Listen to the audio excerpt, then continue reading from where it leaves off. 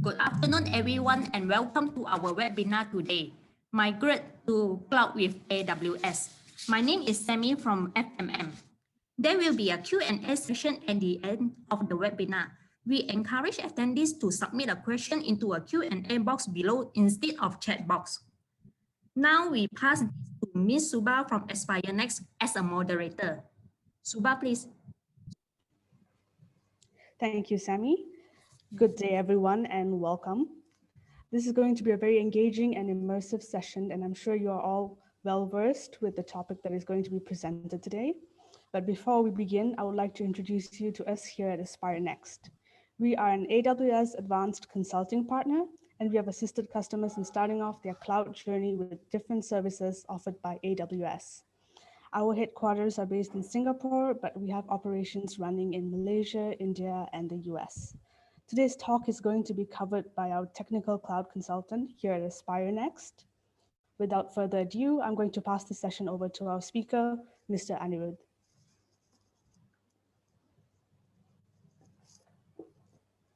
Hey everyone, I hope everyone can hear me. If anyone can't hear me or can't see me at the moment, just let me know.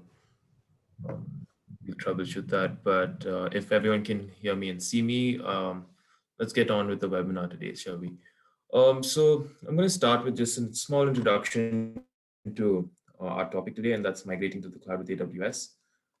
So what are we going to cover today, right? So today we're going to cover what is cloud on a very high level basis and why businesses need to move to the cloud, right? And it does, when I say businesses, I'm not talking about only enterprises. I'm talking about businesses of all sizes, right? From startups to enterprises, why a cloud story is a good idea. And from the benefits of the cloud, I'm going to take a little time and focus on the return on investment and the cost savings. So basically your entire TCO, right? By moving to the cloud, what are the benefits you get from a cost perspective, and what's going to be the future of the cloud, not only from a consumer standpoint of view, but also from a cloud provider standpoint of view, along with a small hands-on demo of creating your very own AWS account. If you are willing to follow with the demo, please do have your credit card on hand because it does require your credit card information. There's also going to be a Q&A session at the end of this, but please feel free to drop in your questions through the question and answer portion of our Zoom meeting, right? So before I dive into the topic, I'm just going to give you a small introduction to Aspirenxt. Aspirenxt is an 11-year-old company. We've been working on AWS Cloud for the past 5-6 years, and we've grown our competencies into being an advanced partner with AWS, right? So we were headquartered in India, and then we established ourselves in Southeast Asia, in Singapore and Malaysia, with, as we were saying, with presence in the US and the UK and other portions of the world. So with more than 500 customers and 1,000 projects, we've continued to demonstrate key expertise in our cloud portfolio, along with helping organizations with their digital transformation on the cloud and also in the workspace. Right. This slide just shows some of our key certifications that we've got from a Microsoft workloads competency, DevOps competency, and also our SDP, so service delivery programs that basically qualify us to deliver certain services or at an expertise level, showing our subject matter expertise on AWS Cloud. AWS and a machine learning partner for the year 2020 in the ASEAN region. That's one of the highest honors you can receive from AWS for that particular partnership. I'm just going to take a small breather over here if anyone wants to go get a cup of coffee or get a cup of tea, and just continue in a minute or two.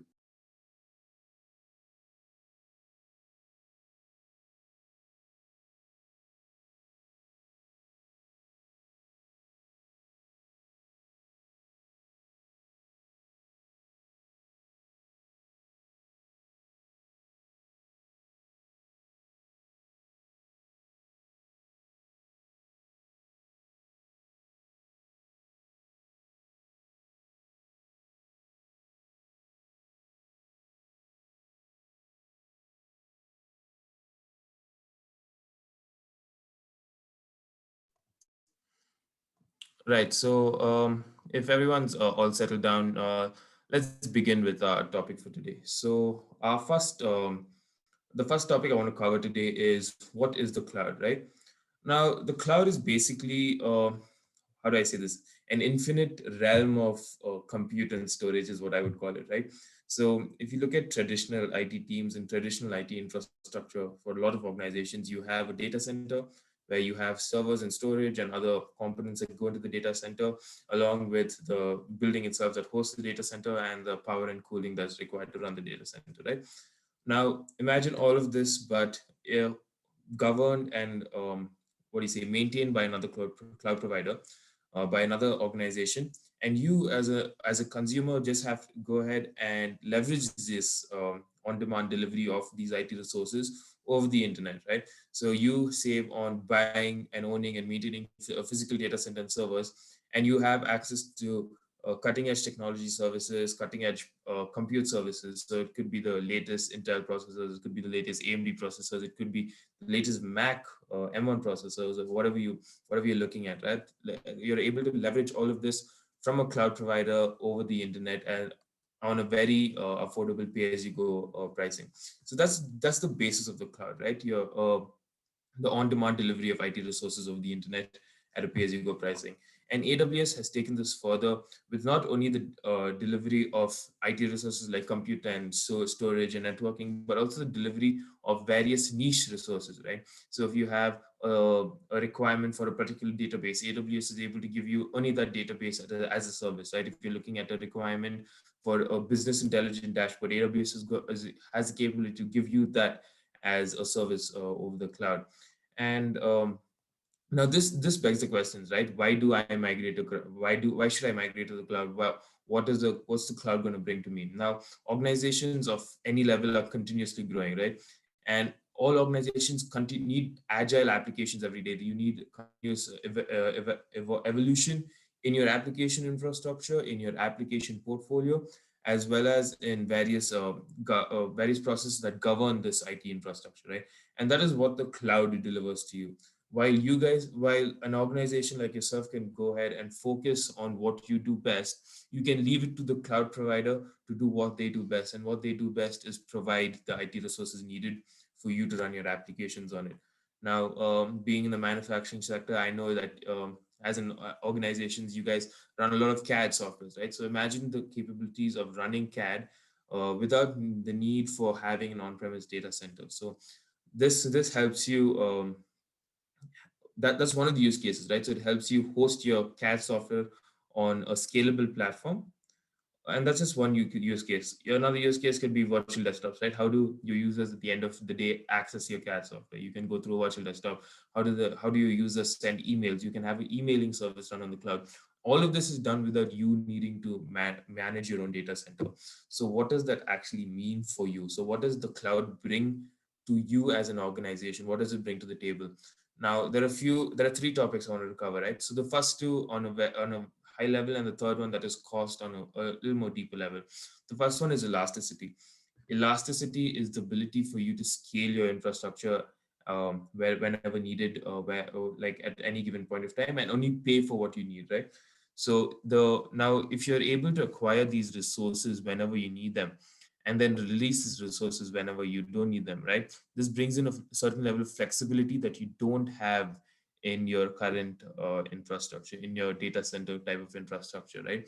You're able to do this automatically too. You're able to automate this entire process. Now, this scalability in turn brings performance to your application. It brings efficiency to your employees. It brings cost optimization to your entire workload, right?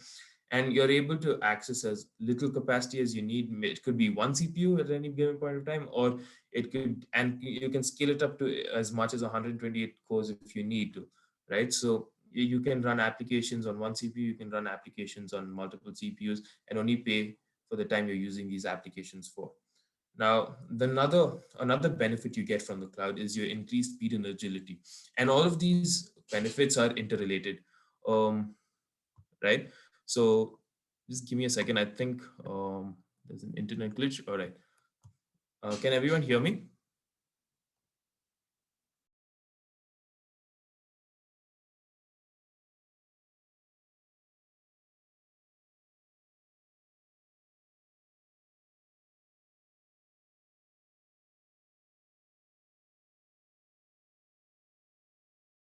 fortnight's post. Can everyone see me? Can everyone hear me now? Yes. All right, perfect. All right, I'm sorry about that, everyone. So let's just continue with the thing. All right, so like I was talking about, right? Increased speed and agility. Increased speed and agility is interrelated to your elasticity, right? If you're able to scale your application, if you're able to gain resources at any given point of time, you are also able to adopt technology faster. Now, let me give you an example. An example is when you have to adopt a new CAD software or a new application or any new workload, you're looking at purchasing infrastructure. Now, if you have to purchase on-premise infrastructure, you're looking at a high lead time. That means the time taken for you to evaluate potential vendors, evaluate price points, evaluate the technology itself, evaluate the solution. And at the end of the day, once you do put in the purchase order, you have this delivery time that you're waiting for. Now, through this delivery time, you have to wait for each component to arrive into your data center, and then you have the time taken for you guys, for the teams to come in and plug in everything into your data center, right? Now this really reduces the time, the agility as your agility as an organization. Why? Because your end users and your consumers at the end of the day um, require efficient performant resources at any given point of time, right?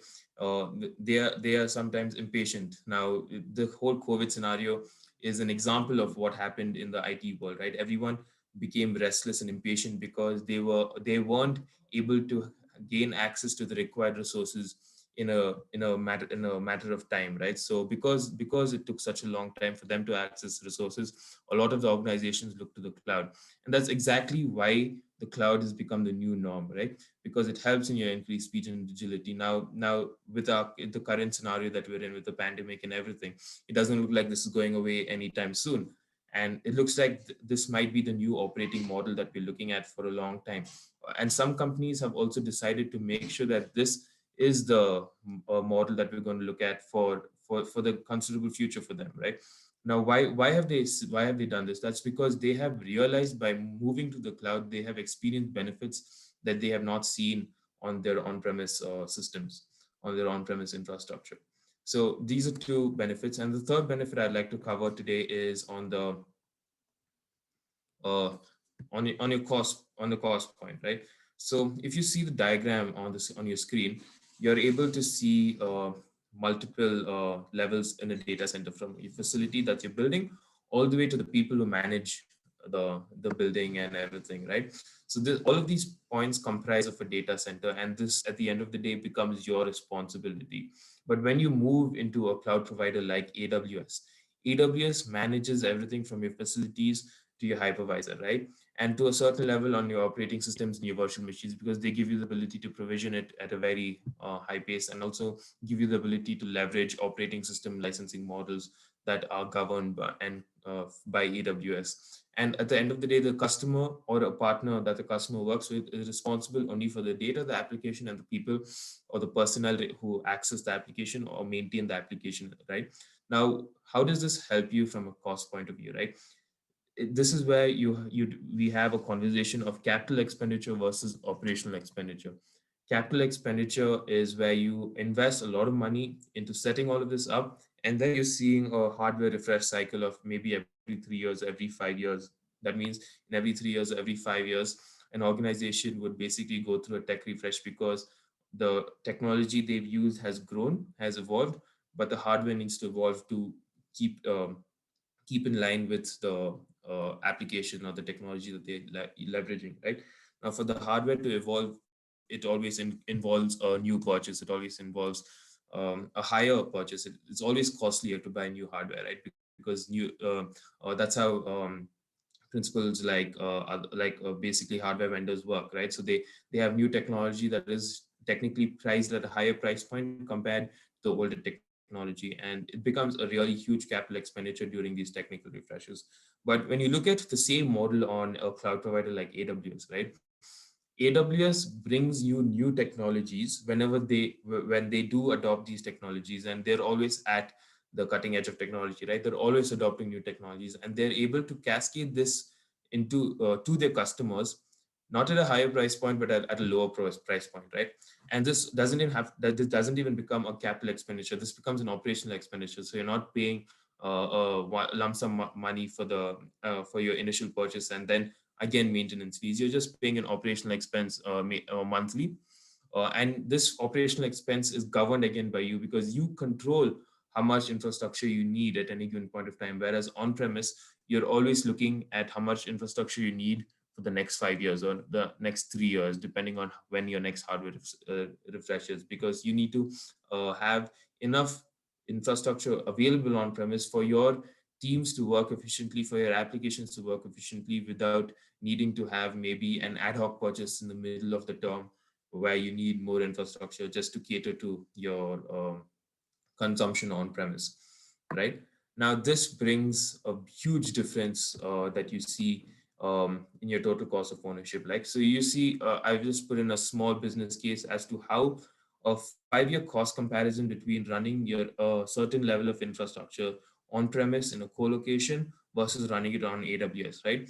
And we're able to see cost savings above 11%. That's around $17,445 every year, which might not seem like much, but when you do look at it from a higher standpoint of view, you're able to also see KPIs that are met, right? You're able to see staff productivity increase by maybe 15% or 20%. You're able to see hours saved by your IT operations teams instead of managing hardware infrastructure because maybe a hard disk failed. They're able to look into new technologies. They're able to evolve themselves. They're able to save time on medial tasks that are not necessary because their infrastructure runs on the cloud, right? And the reason you're able to get these price points from the cloud is because of the economies of scale. I'm sure that everyone knows the more you buy, the cheaper it is, right? So because you're on a cloud vendor, a hyperscaler like AWS, they are always purchasing or adopting technologies at scale like a scale that is not comprehensible for an organization, ideally, right? So they at any given point of time when they do adopt, let's see, a new processor, they are adopting that processor not for a certain data center but for all of their infrastructure around the world, right? Now at that price point, that's the reason they're able to deliver a lower price point to their customers at the end of the day, to their consumers at the end of the day, which again translates to a lower pay-as-you-go price, right? Now, how do I quantify all of these KPIs into give you quantifiable metrics, right? So this, what you're seeing on the screen are numbers that have been done by research institutes on running infrastructure on the cloud, right?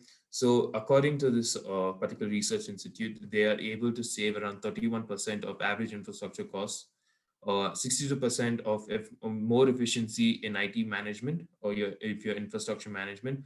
You're able to deliver 3 times more technology or deliver 3 times, adopt technology 3 times faster in a year, right? So it depends on the type of organization you're in. So if you're in a software development type of scenario, you're able to deliver features 3 times faster. If you're in a manufacturing scenario, as we are here, you're able to adopt technology 3 times faster than running it on a traditional on-premise data center.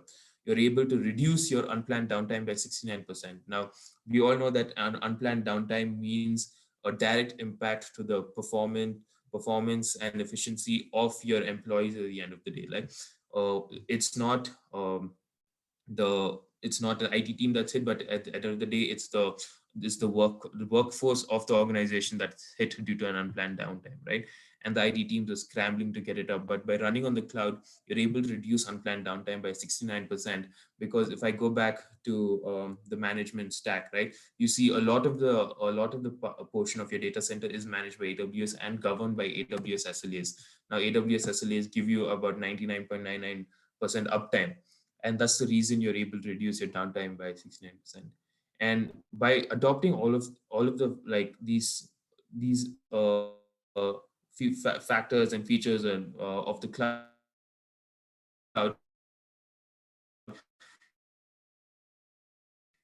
this also at the end of the day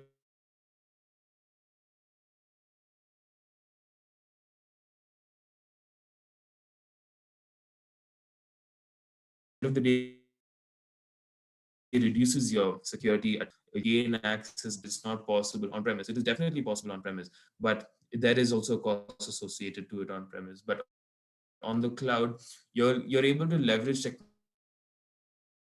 technologies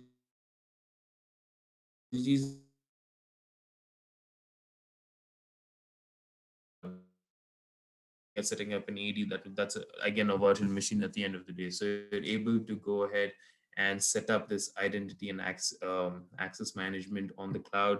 You're able to do you're able to secure encryption. You're able to do encryption at rest for free. You're able to do encryption in transit also at a very low cost, and within the cloud it's free, right? So this in turn brings down your security incidents per year by 43%, which is a huge number because of the ever growing security threats in the market, right?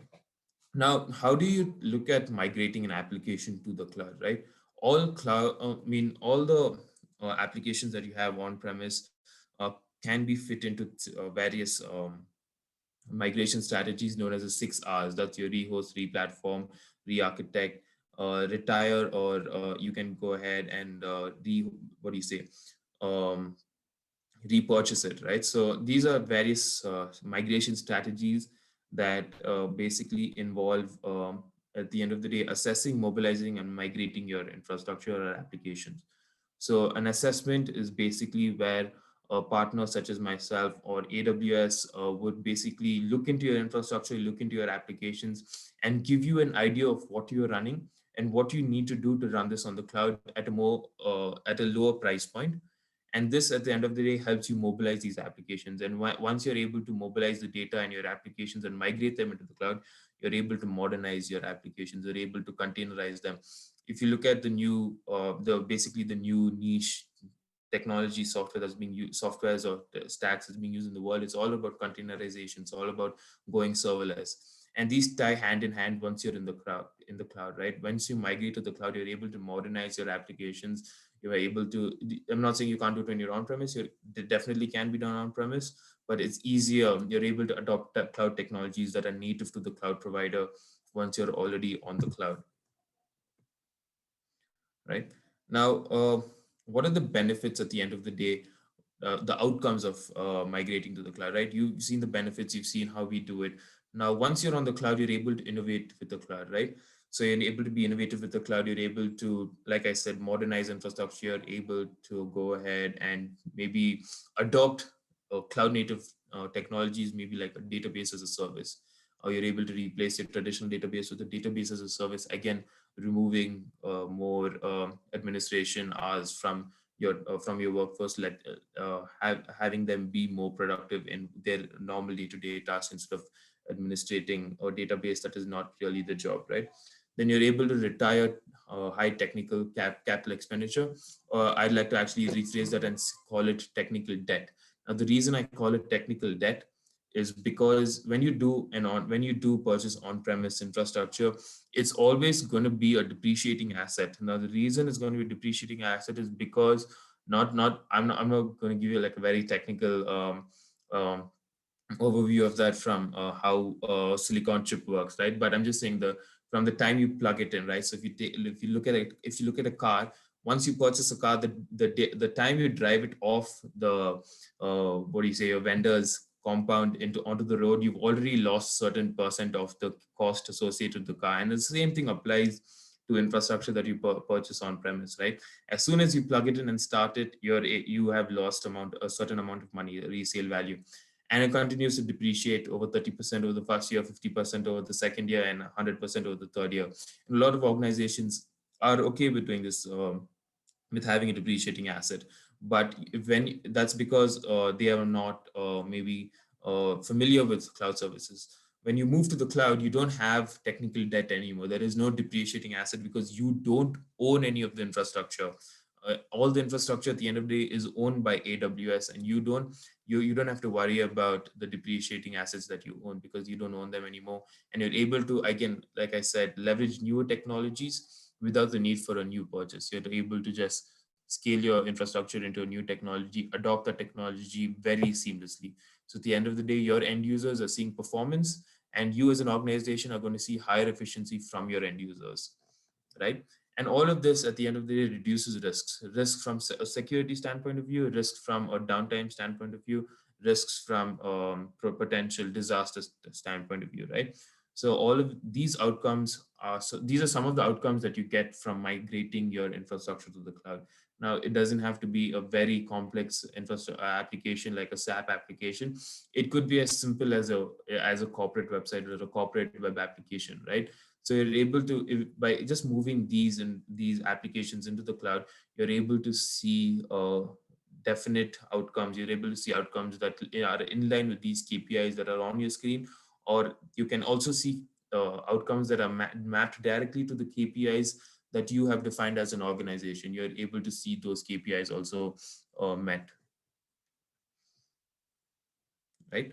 Now, at the end of the day, what happens? What's the future of the cloud, right? The cloud, your cloud adoption doesn't stop at migration. There are so many factors that affect what happens after you move to the cloud, right? Like I said, the future of the cloud, for a cloud provider, the future of a cloud is always adopting new infrastructure, always adopting the latest technologies, always giving the customer what they want, right? AWS has a saying that they are customer obsessed, that they always give the customer what they want. They listen to consumer, they listen to what the consumer wants and delivers that technology to them. And you can see it through the plethora of services that AWS has on their own, right? All the way from the smallest service to host maybe a WordPress website or a HTML page at a very cost efficient from a very cost efficient cost point, to running a very complicated data analytics, data lake, data pipeline on AWS. You have services that cater to every technology that we're talking about in this entire landscape, right? And as a consumer, the future of the cloud, now once you're on the cloud, right, it becomes very easy for you to leverage these services, these plethora of services, right? You're able to leverage artificial intelligence and machine learning services provided by AWS. You're able to automate various components of your infrastructure. You're able to become compliant to industry standards by leveraging cloud infrastructure. We all know how hard it is to be compliant on premise, right? But when you're on the cloud, now if you take a look at AWS is already compliant to HIPAA, is already compliant to PCI DSS, or it could, and NIST. So these are huge compliance levels that the cloud has already achieved, that you can also become compliant by just leveraging these services on the cloud and then putting them up in a certain way, and you're able to become compliant to these particular services on the cloud, right?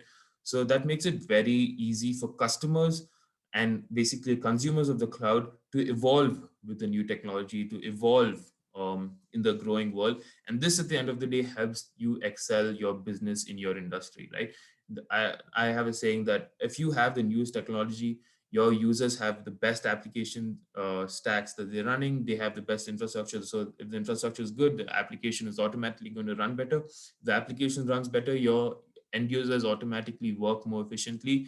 And this, at the end of the day, helps business, helps you grow in the industry to be and excel in your industry, right? So that's just the end of the, I would say, theoretical part of this webinar. So now we have a small demo as to how you can create your own AWS account, how easy it is for you to create an AWS account, and you can sit and do this from your desktop at any given point of time.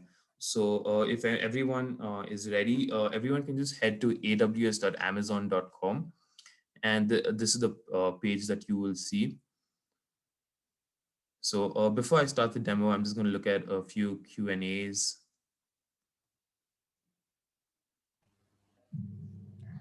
Thank you, Anirudh. Now we move into our Q&A session. Here are some of the questions from our audience. How do you minimize? All right. So there is a question. How do you minimize downtime during cloud migration? So the AWS on its own provides you a plethora of tools even for migration, right?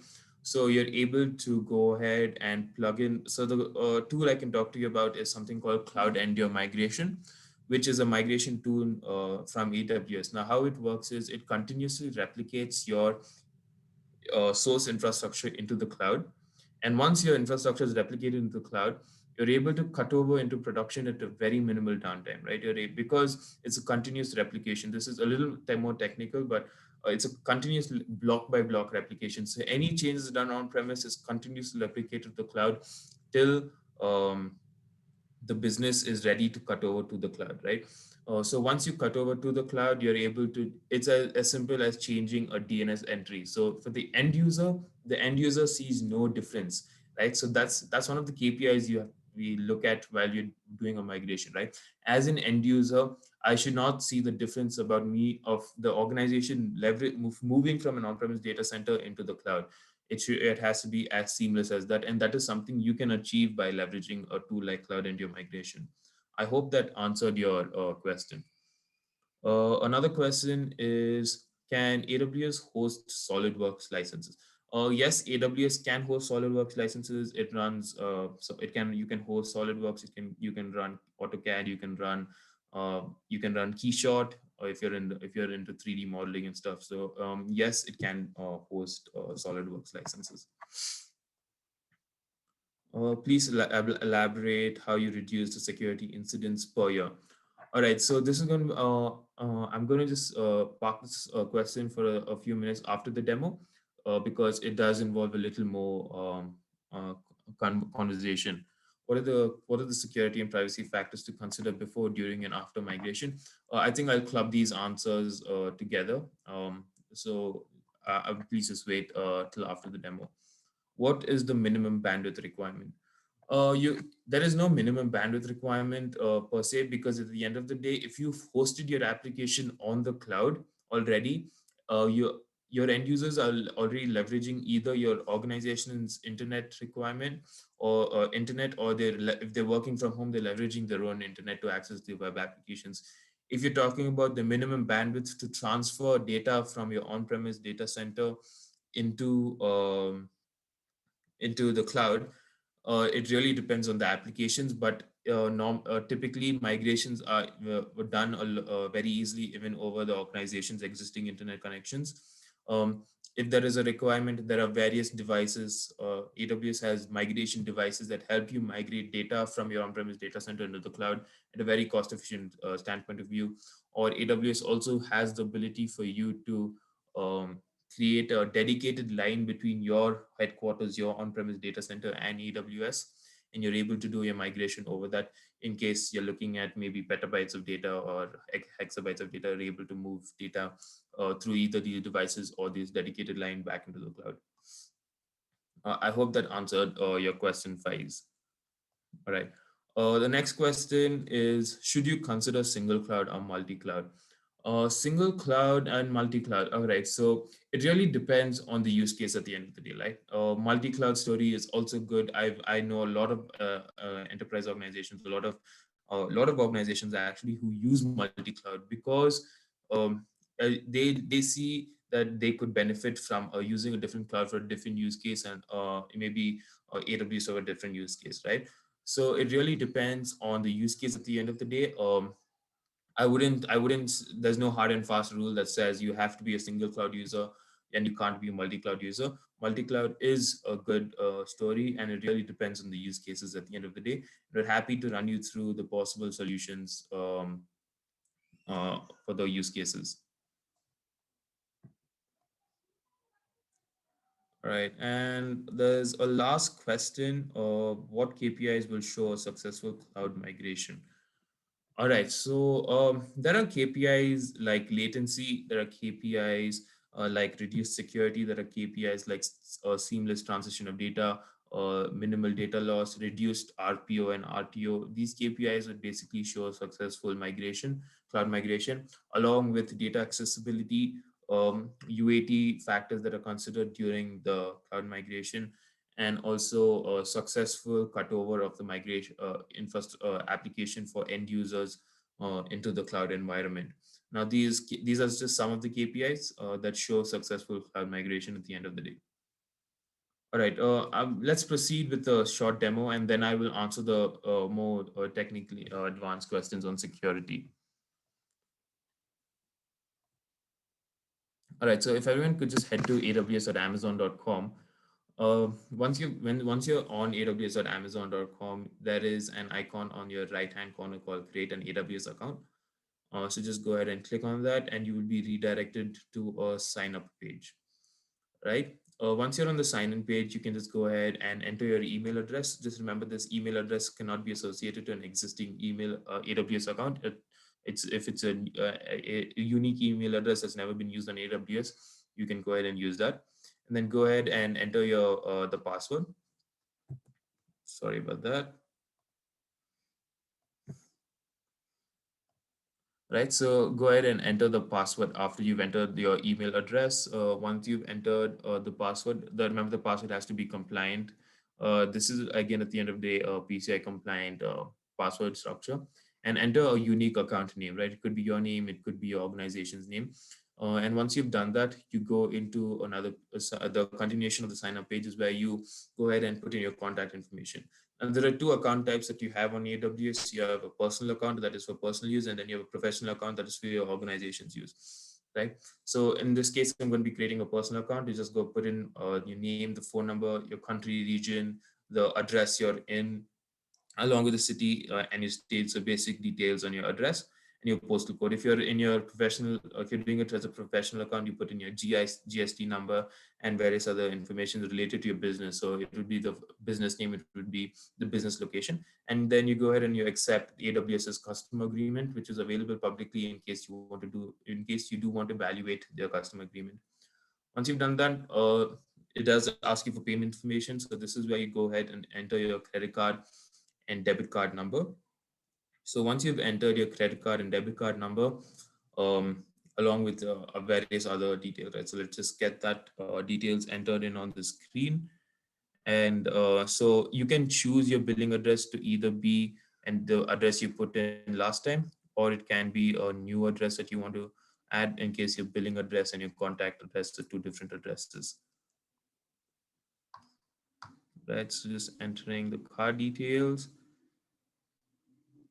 And there will be a small one-time purchase of around $1 to actually go ahead and verify your payment process.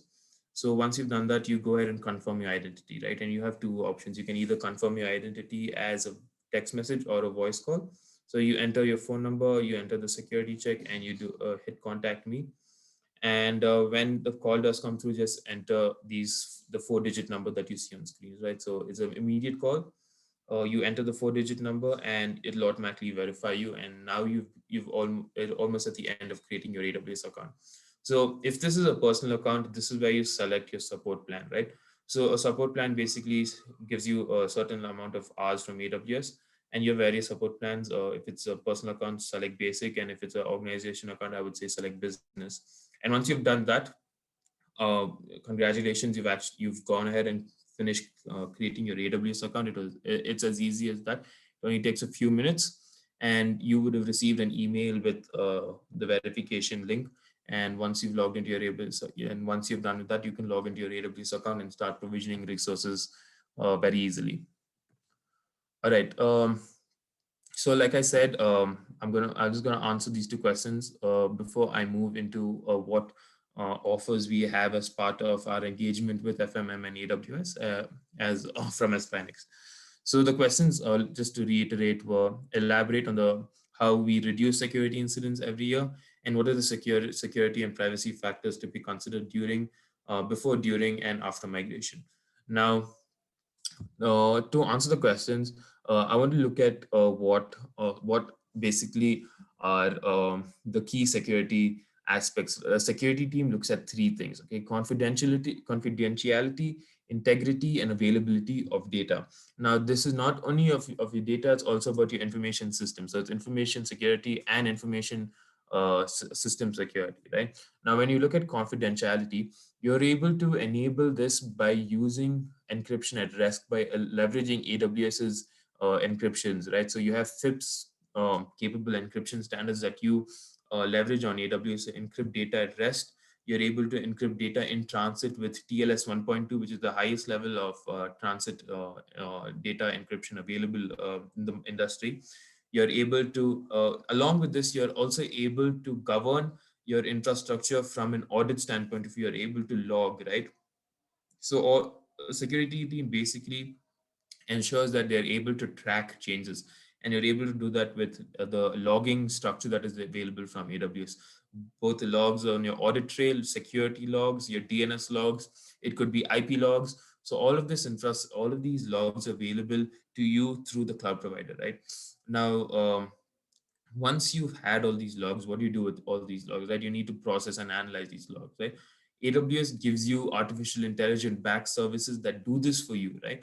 It analyzes the logs and it tells you what are the potential harmful attacks that you can mitigate, what are the potential malware attacks that you're looking at, what are the potential other attacks, like it could be DDoS attack, it could be SQL injection that you're looking at, right? And you're able to go ahead and be actionable on this, right? Because you have the metrics, you have the data required for you to go ahead and take action on this, you're able to reduce your security incidents per year. Now, some of the other more common attacks are like DDoS, right? That's your distributed denial of service, where uh, attackers basically flood your application with a lot of requests, making your infrastructure, let's say, consumption spike, and that in turn makes your application crash. Right? There is the only what do I say harm to this is that your application goes down, but at the end of the day, that's hitting revenue for you, right? But if you're able to stop this at different levels, right? So AWS on its own provides you DDoS protection at layer 4, that's on a network level, right? But you have the possibility to even prevent that on layer 7, that is on your application, by adopting a small service called a web application firewall, which is native to AWS.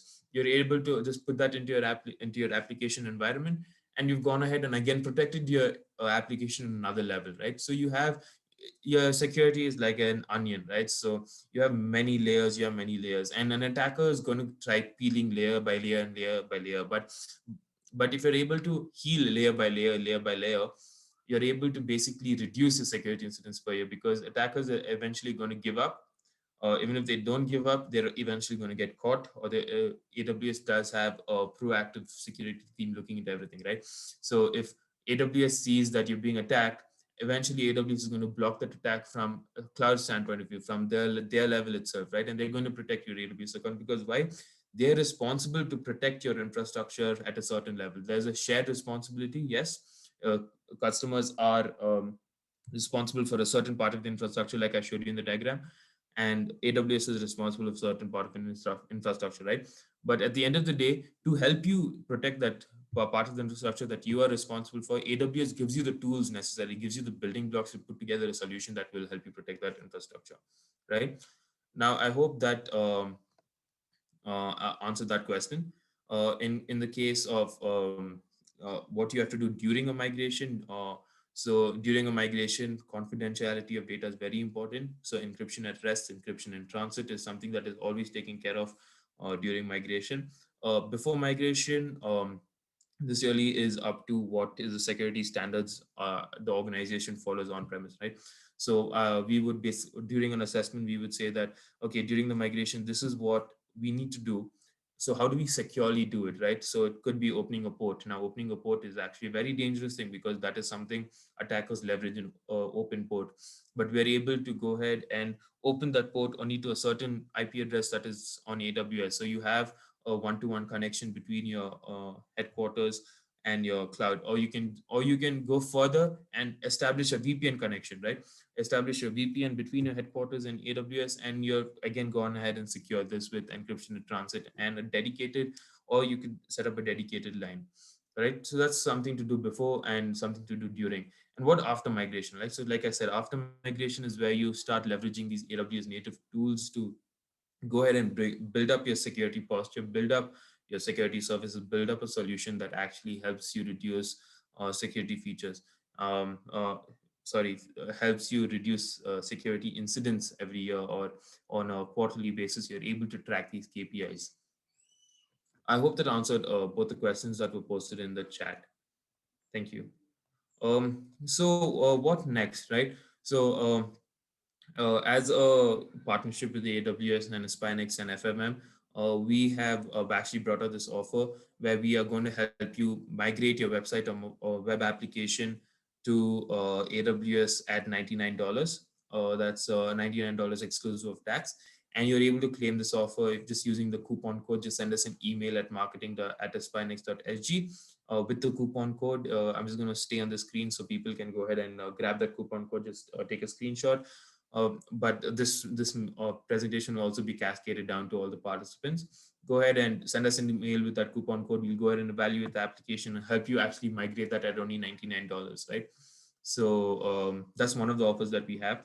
And our second offer is also a work from home promotion offer, where we're able, it's a basically a EUC stand or EUC of end user computing offer. We're giving a promotion on leveraging AWS's EUC services to host either your Windows virtual desktops or your Linux virtual desktops on the cloud, making it more efficient for your work from home users to leverage better infrastructure on the cloud, leverage applications that are already on the cloud, or maybe leverage desktops and virtual machines on the cloud also.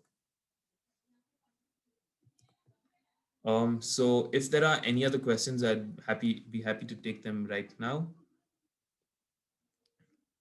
And for now, that would be the end of the webinar.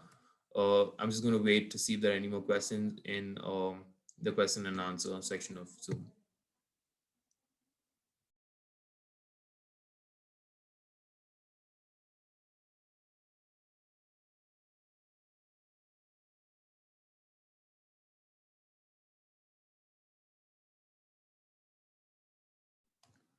All right, doesn't look like there are any more questions.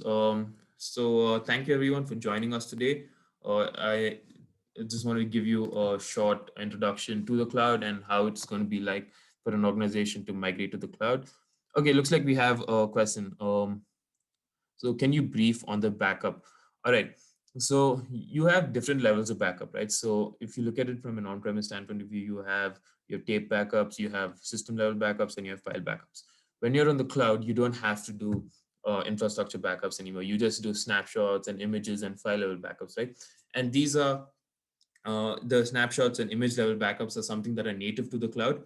It's very configurable. It's very easy configuration. There is no need initially to adopt third-party tools. There is no need for you to go ahead and bring in an enterprise tool at the beginning. But yes, obviously, as infrastructure grows, there will be a requirement maybe at any given point of time to bring in a tool that helps with more granular type of backup. But on a high level, backups are something that is native to the cloud. You have snapshots and images that can be created, and you're able to define your backup strategy, and that is your retention and your the frequency of backups on your cloud. So your frequency of backups really govern your RPO, right? I mean, I know RPO is a disaster recovery term, but your backups can also govern your RPO.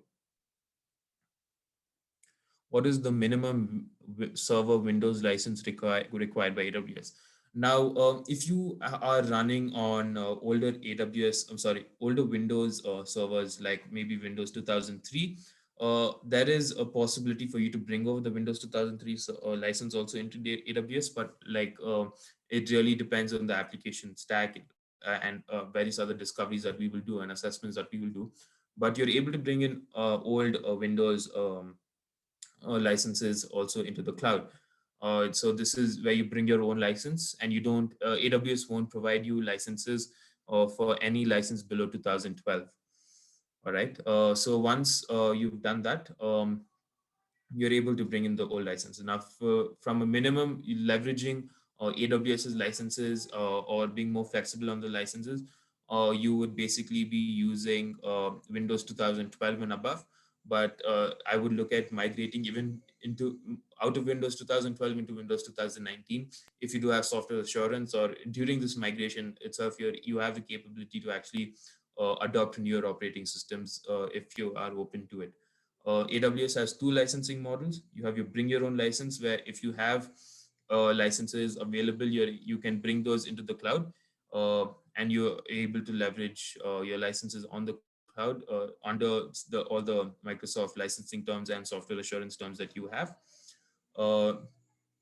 And you also have the Windows wide licenses provided by AWS. These licenses are pay-as-you-go licenses, so you only use them for when your VM is on. You only pay for them when your VM is on, and you don't have any commitment to a license when you're on the cloud. All right, so there is one more question. Does AWS provide backup services from cloud to cloud, example from Microsoft 365 to AWS? AWS doesn't have a tool that will help you backup data from MS365. You will have to leverage a third party to backup data from MS365 to AWS. An example of a third party tool would be Veritas is SaaS backup.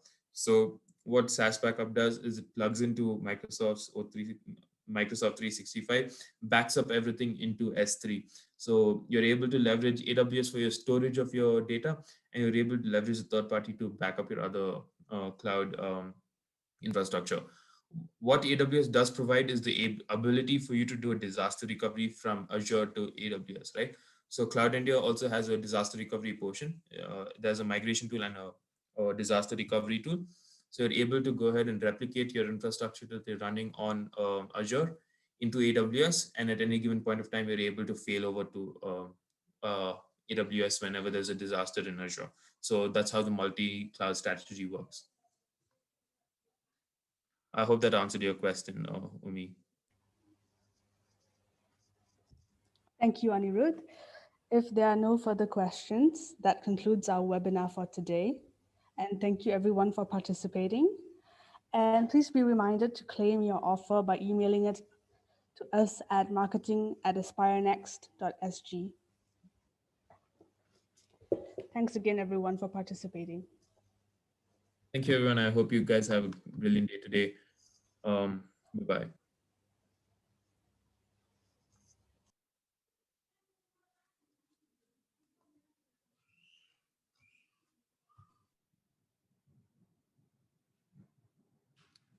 Okay, it's come to the end of webinar. Thank you everyone for attending today's webinar. Please do check our FMM website for any upcoming event in your interest. If you have any inquiries, please contact FMM. Before we end our webinar, we would appreciate if you could take 1 minute to fill up the survey that we will send later. Thank you. Stay safe and hope to see you again.